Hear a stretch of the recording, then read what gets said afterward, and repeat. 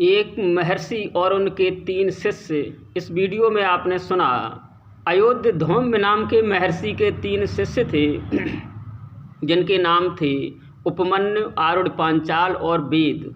तीनों की ही परीक्षा ली महर्षि ने, तीनों ही परीक्षा में सफल रहे और तीनों को ही वरदान देकर घर जाने की आज्ञा दे दी। इनमें से जो वेद नाम का शिष्य था उन्होंने गृहस्थ आश्रम स्वीकार किया और उनके भी 3 शिष्य थे। वेद नामक ऋषि के भी 3 शिष्य थे। उनमें से एक शिष्य उत्तंक की कथा महाभारत में आई है। वो बड़ी रोचक और रहस्यपूर्ण कथा है। इस कथा को श्रवण करने पर इंद्र भगवान की कृपा प्राप्त होती है। जैसे उन्होंने उत्तंक पर कृपा की वैसे ही आप पर भी इंद्र भगवान कृपा करेंगे। तो वेद का एक शिष्य जो था उसका नाम उत्तंक था। एक दिन वेद ऋषि को कहीं बाहर जाना पड़ा और बताते चलें कि वेद ऋषि को पौष्य नामक एक राजा जो थे उन्होंने अपने यहाँ पुरोहित के पद पर नियुक्त कर लिया था। पुराणों की भाषा में पुरोहित को उपाध्याय भी कहते हैं, इसलिए कहीं उपाध्याय की बात जहाँ आए तो आप पुरोहित ही समझना। तो पौष्य नामक राजा ने उन्हें अपने पुरोहित के पद पर नियुक्त कर लिया। तो एक दिन वो कहीं बाहर जा रहे थे तो उन्होंने अपने शिष्य उत्तंक से कहा कि बेटा उत्तंक, मुझे कुछ दिन लगेंगे, मैं बाहर जा रहा हूँ। मेरी अनुपस्थिति में मेरे घर में कुछ चीज़ों की जो कमी पड़ जाए उन्हें आप पूर्ति करना। तुम्हारी गुरु माता को किसी तरह की समस्या नहीं होनी चाहिए मेरी अनुपस्थिति में। उत्तंक ने कहा जैसी आज्ञा गुरुजी, और वे घर के कामों की देखभाल में लग गए। उत्तंक और ऋषि वेद बाहर चले गए। कुछ दिनों बाद आश्रम की जो स्त्रियां थीं, महिलाएं थीं, वे उत्तंक के पास आईं और बोलीं कि उत्तंक, आपकी जो गुरु माता हैं वो रजस्वला हुई हैं, ऋषि वेद घर पर नहीं हैं, आप कुछ ऐसा करिए जिससे उनका ये ऋतुकाल व्यर्थ न जाए। उत्तंक ने सुना और मना कर दिया कि नहीं गुरुजी, मुझे न करने योग्य काम को करने की आज्ञा नहीं दे गए हैं, वो मुझसे वही आज्ञा दे गए हैं जो कार्य करने योग्य है। इस तरह उत्तंक ने उन स्त्रियों से मना कर दिया।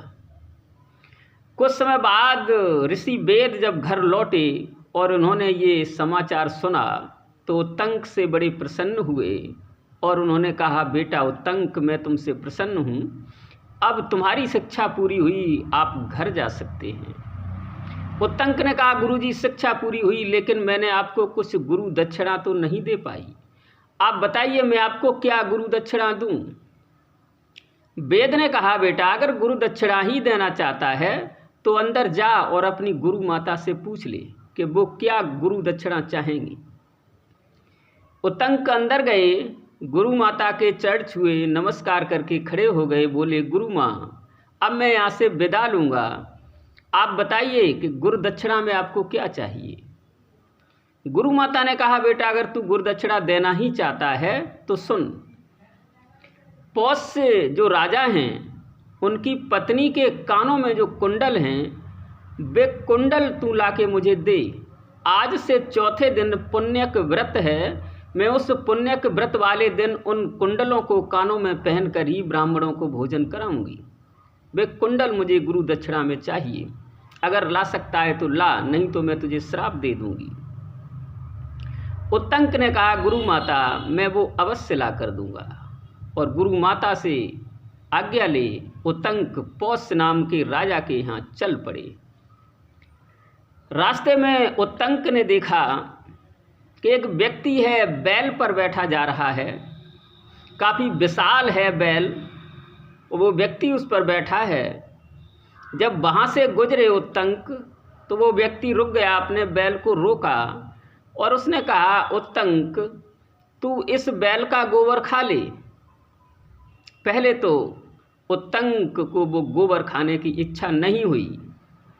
उस व्यक्ति ने दोबारा कहा, उत्तंक तू इस बैल का गोबर खा ले, तेरे गुरु ने भी पहले इसका गोबर खाया था, सोच मत।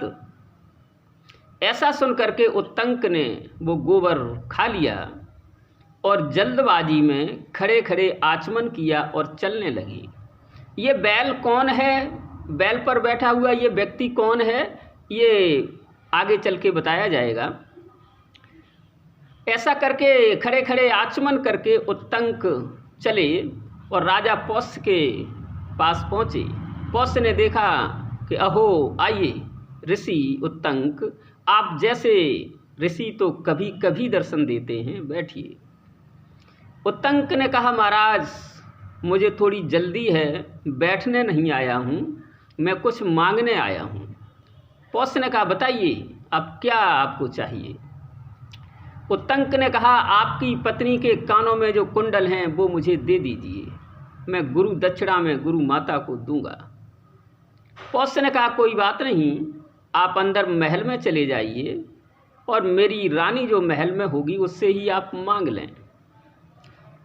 उत्तंक महल में गए, लेकिन महल में उन्हें कहीं रानी दिखाई दी ही नहीं। उन्होंने देखा महल में कहीं रानी है ही नहीं। उत्तंक वापस पौष्य के पास आए। उन्होंने कहा, महाराज आप मेरे जैसे ऋषि के साथ छल की बात करें, ये अच्छी बात नहीं है, आपकी महारानी महल में नहीं है। पौष्य ने कुछ क्षण सोचा।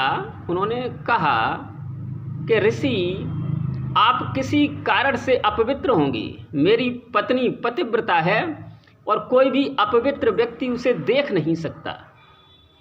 आप सोचिए आप किस कारण से अपवित्र हैं।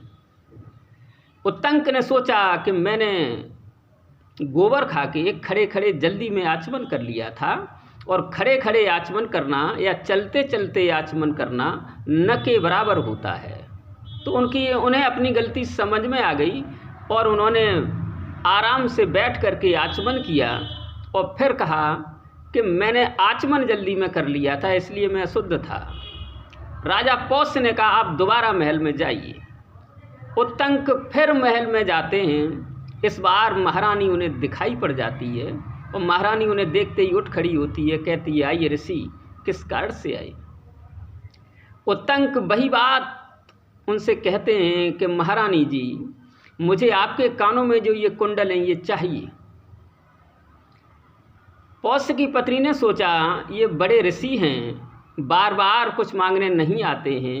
उन्होंने वो कान में से कुंडल उतारे और उत्तंक को दे दिए और कहा कि इन्हें बड़ी सावधानी से ले जाइए, तक्षक नाग इन्हें हड़पने के चक्कर में है, इन्हें ले जाना चाहता है, उससे रक्षा करते रहना, नहीं तो रास्ते में हो सकता है वो आपसे ये कुंडल ले जाए।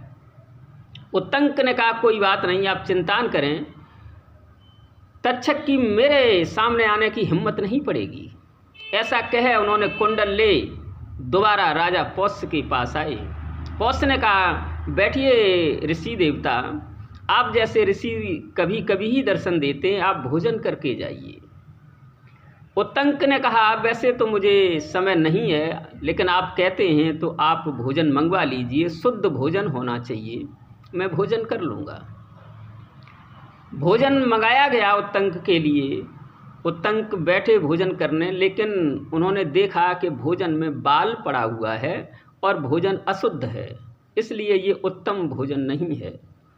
उत्तंक को थोड़ा गुस्सा आया और उन्होंने पौष्य से कहा कि राजा मैंने ये कहा था आपसे कि उत्तम भोजन होना चाहिए, शुद्ध भोजन होना चाहिए, ये शुद्ध नहीं, ये अशुद्ध भोजन आप मुझे करा रहे हैं, इसलिए मैं तुम्हें श्राप देता हूँ कि आप अंधे हो जाएंगे। राजा घबराया, उसने भी क्रोध में आकर के उत्तंक को श्राप दिया कि हे उत्तंक ऋषि, मैंने आपको शुद्ध भोजन कराया है, आप इसे अशुद्ध बता रहे हैं, इसलिए आप भी निसंतान हो जाएंगे, आपके भी कोई संतान नहीं होगी। इस तरह से एक दूसरे को शाप दे दिया दोनों ने। जब दोनों ने एक दूसरे को शाप दे दिया तो उत्तंक ने कहा, महाराज इसमें भोजन को आप देख लीजिए, इसमें बाल पड़ा हुआ है, भोजन ठंडा है। राजा ने जब इसकी जांच पड़ताल कराई तो वास्तव में ये बात सामने आई कि भोजन को खुले केस वाली स्त्री ने बनाया था और कुछ देर से बना होने के कारण भोजन ठंडा हो गया। वास्तव में भोजन अशुद्ध था। राजा ने क्षमा मांगी। कहा, उत्तंक ऋषि क्षमा करिए, मैं भूल में आपको श्राप दे गया और आपने जो मुझे श्राप दिया है, जब मैं अपनी गलती मानता हूँ तो आप भी उसे वापस कर लीजिए। उत्तंक ने कहा, महाराज, मेरा दिया हुआ श्राप होगा, फलित होगा अवश्य, लेकिन थोड़े दिनों के लिए आप अंधे रहेंगे और फिर बाद में पुनः ठीक हो जाएंगे। और आपने जो मुझे निसंतान होने का श्राप दिया है तो इसलिए दिया था कि आपको मालूम था भोजन शुद्ध है, लेकिन जब भोजन की अशुद्धता प्रमाणित हो गई तो आपका दिया हुआ श्राप मुझ पर फलित नहीं होगा। इस तरह करके महाराज से आज्ञा ले उत्तंक चले। गुरु पत्नी को कुंडल देने हैं, उतावली में चलने लगे। रास्ते में उन्होंने देखा एक बड़ा सा छपड़क उनका पीछा कर रहा है। छपड़क एक जानवर होता है, छिपकली का बड़ा रूप। उन्होंने देखा कि एक बड़ा सा छपड़क उनका सामना कर रहा है। उन्होंने कुछ ध्यान नहीं दिया, कभी सामने आ जाता है, कभी पीछे चलने लगता है, कभी गायब हो जाता है। वो तक्षक नाग से सावधान थे, न कि छपड़क से। छपड़क पर उन्होंने कोई विशेष ध्यान नहीं दिया और वो चले जा रहे थे।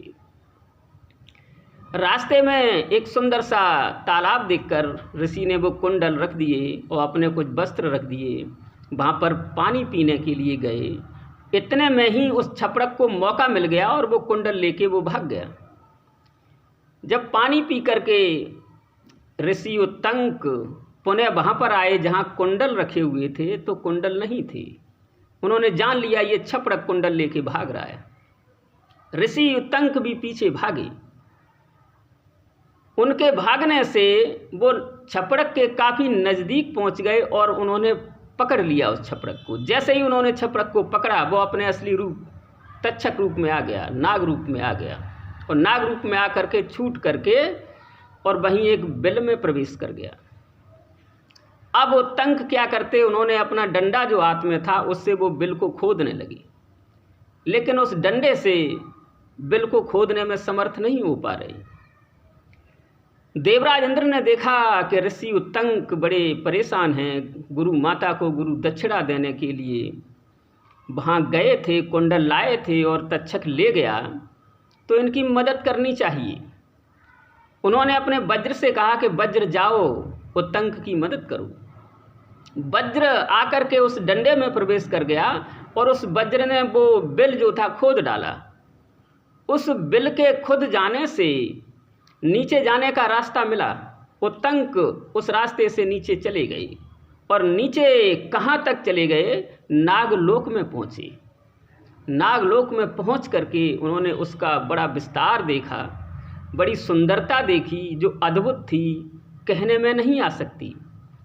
वहाँ पहुँच करके उन्होंने विविध प्रकार से नागों की प्रार्थना की, तक्षक की प्रार्थना की, लेकिन इसका भी कोई परिणाम नहीं हुआ और तक्षक वो कुंडल लेके नहीं आया।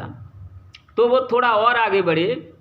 आगे उन्होंने देखा एक व्यक्ति बैठा है, उसके पास एक घोड़ा भी बैठा है, बहुत सुंदर सा घोड़ा है।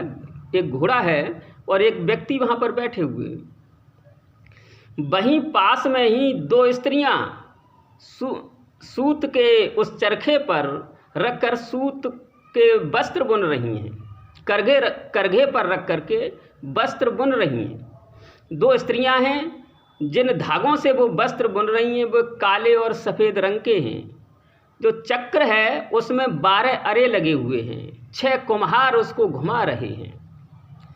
ये सब क्या है, उत्तंक की समझ में नहीं आया, लेकिन ये सब क्या है, दो स्त्रियां ये कौन हैं, काले और सफ़ेद धागे क्या हैं, चक्र क्या है, उसमें लगे हुए 12 अरे क्या हैं और 6 कुम्हार जो घुमा रहे हैं वो क्या है, अभी आगे थोड़ी देर में आ जाएगा। ये सब देख उत्तंक ने उस पुरुष को जो वहाँ घोड़े के पास बैठा हुआ है, उस पुरुष की प्रार्थना करनी शुरू कर दी। इंद्र रूप में वो उस पुरुष की प्रार्थना कर रहे हैं। जब प्रार्थना की तो वो पुरुष प्रसन्न हुआ। उसने कहा, कहिए उत्तंक, आपने मेरी प्रार्थना क्यों की? आपको क्या चाहिए? उत्तंक ने कहा, महाराज, मुझे अगर वरदान आप देना चाहते हैं तो ये दें कि ये नाग सभी मेरे बस में हो जाएं। तो उस व्यक्ति ने कहा, उस पुरुष ने कहा, अगर नागों को बस में करना चाहते हो तो ये मेरा जो घोड़ा है इसकी गुदा में फूंक मारिए। ऐसा सुन उत्तंक ने उस घोड़े की गुदा में फूंक मारी। जैसे ही उन्होंने फूंक मारी, उस घोड़े के जो रोए थे उनमें से धुआं निकलने लगा और आग की लपटें निकलने लगीं। जब धुआं और आग की लपटों से वो नागलोक भर गया, उसमें नागों का दम घुटने लगा, तो तक्षक नाग समझ गया कि ऋषि उत्तंक की ही कोई करतूत है। वो दोनों कुंडलों को लेकर भागा भागा ऋषि उत्तंक के पास आया और कुंडल उनको दे दिए और कहा, महाराज, मुझे माफ़ करें, मुझसे गलती हो गई। ऋषि ने वो कुंडल लिए और इस चक्कर में उन्हें लगभग 3 दिन लग गए, 4 दिन लग गए। चौथे दिन जो पुण्यक व्रत होने वाला था वही दिन आ गया। उसी दिन पुण्यक व्रत होने वाला है और वो नागलोक में खड़े हैं उत्तंक ऋषि।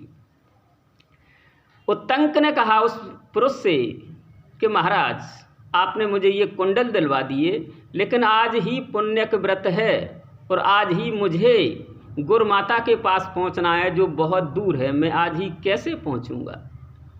उस पुरुष ने कहा, आप इस घोड़े की पीठ पर बैठ जाइए और ये क्षण भर में आपको आपकी गुरुमाता के पास पहुंचा देगा। उत्तंक ने वैसा ही किया। वे उस घोड़े की पीठ पर बैठ गए और पल मात्र में घोड़े ने वहीं पहुंचा दिया। उधर गुरुमाता स्नान करके अपने तैयारी कर रही हैं, तैयार हो रही हैं पुण्यक व्रत के लिए, और सोच रही हैं उत्तंक को 4 दिन हो गए अभी तक नहीं आया है और अब मुझे उसे श्राप दे देना चाहिए।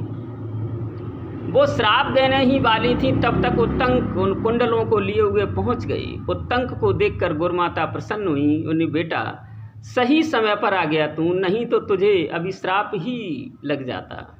उत्तंक ने बताया कि माँ, इस तरह से देर लग गई। उन्होंने वो कुंडल दिए। गुरु माता बड़ी प्रसन्न हुई। उन्होंने आशीर्वाद दिया कि बेटा, तुम्हारी गुरु दक्षिणा पूरी हुई और सारे वेद और शास्त्रों का ज्ञान तुमको हो जाएगा, बड़े ज्ञानी ब्राह्मण पंडित बनोगे, ऋषि बनोगे। ऐसा सुन अपने गुरु वेद के पास आए उत्तंक, और वेद ने जब उत्तंक से पूछा कि बेटा 4 दिन किस में लग गए, तो उत्तंक ने उन्हें सारी बात बताई और पूछा कि गुरुजी, रास्ते में जो मुझे बैल मिला था, बड़ा विशालकाय बैल था, उस पर एक व्यक्ति बैठा था। उस व्यक्ति ने कहा कि तू इस बैल का गोबर खा ले। जब मुझे हिचक हुई तो उसने कहा, तेरे गुरु ने भी इसका गोबर खाया था, तो मैंने वो गोबर खा लिया। तो वो बैल कौन था गुरुजी, और वो व्यक्ति कौन था? वेद ने कहा, बेटा, वो बैल जो था वो इंद्र का हाथी ऐरावत था। उस बैल पर बैठा हुआ व्यक्ति जो था वो स्वयं भगवान इंद्र थे। और जो गोबर आपने खाया है वो गोबर नहीं था, वो अमृत था। इसीलिए उस अमृत को पीने के बाद आप नागलोक तक जाकर और जीवित रहे, नहीं तो नागलोक में जाकर आप जीवित नहीं रह सकते थे। तो इसलिए इंद्र ने आपको वो गोबर अर्थात अमृत पिलवाया था। ठीक है, लेकिन गुरुजी, जब मैं नागलोक में पहुंचा तो एक व्यक्ति है और एक घोड़ा है, ये दोनों कौन हैं? उन्होंने कहा, वो घोड़ा जो है वो स्वयं अग्नि देवता हैं और जो पुरुष वहाँ पर बैठा था वो स्वयं इंद्र ही थे। ये बात सुन गुरुजी की, उन्होंने कहा, गुरुजी, एक बात और देखी मैंने वहाँ पर। 2 स्त्रियाँ करघे पर रखकर सूत काट रही हैं, कपड़े बुन रही हैं, काले और सफ़ेद रंग के धागे हैं। एक चक्र है जिसमें 12 अरे लगे हुए हैं, 6 कुम्हार उसको घुमा रहे हैं। वो क्या है? गुरुजी ने कहा, बेटा, वो जो 2 स्त्रियां थीं वो धाता और विधाता हैं। जो काले और सफ़ेद रंग के आपने सूत देखे वो दिन और रात हैं। जो चक्र देखा वो 1 वर्ष का चक्र है, उसमें जो 12 अरे लगे हुए हैं वे 12 महीने हैं। और 6 कुम्हार जो उसको घुमा रहे थे, वे 6 कुम्हार 6 ऋतुएं हैं। इसी वर्ष के इस चक्र में सारा संसार घूमता रहता है, सारा संसार पिसता रहता है। यह सुन गुरुजी को प्रणाम किया और गुरुजी ने उत्तंक को आज्ञा दी कि बेटा अब तुम्हारी शिक्षा पूरी हुई, अब आप जा सकते हैं। इस तरह से उत्तंक की वो गुरु दक्षिणा पूरी हुई।